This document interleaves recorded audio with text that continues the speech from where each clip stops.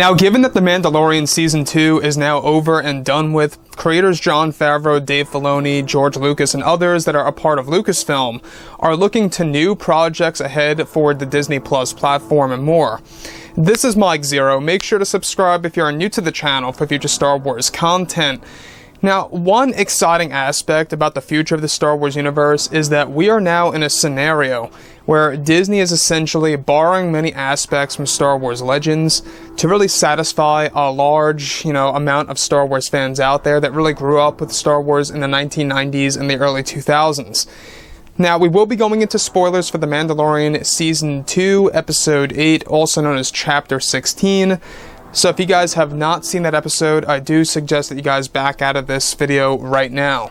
So let's get right to it. Now, with Jon Favreau, alright, we do know that he's planning significant changes over at Lucasfilm, really planning ahead for the future to really make things right with the Star Wars fans.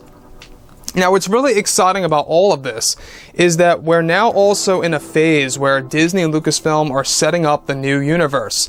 We saw that at the very end of Chapter 16, the book of Boba Fett was teased, which is going to be a mini-series that was actually going to connect to The Mandalorian Season 3 and Season 4.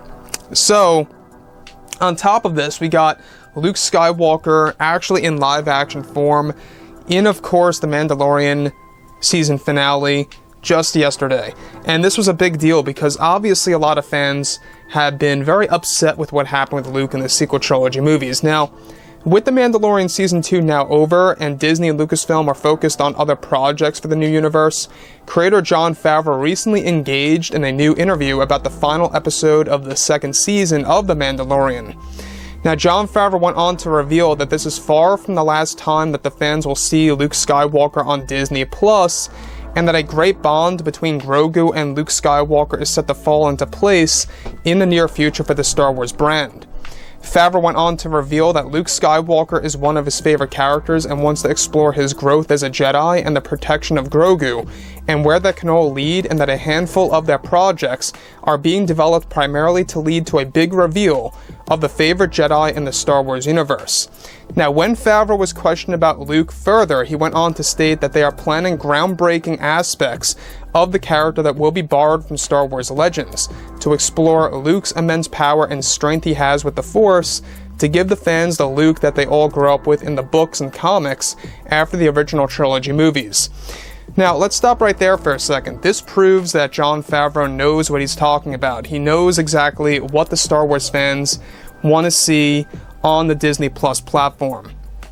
So granted, we got Luke Skywalker once again. We got to see him, in his youth, after the events of Return of the Jedi for the very first time in live action form, after Episode 6, in action, using the green lightsaber, something that fans really wanted to see in the sequel trilogy movies. Isn't it amazing how a total of 2, maybe 2.5 minutes tops, really kind of changed the perspective of fans and how they view Star Wars by Disney? Once again, this proves that Disney knows how to treat Star Wars properly if they put their minds to it, and if they hire the right creators to take care of the franchise. So that right then and there proves that they can actually do a lot of great work.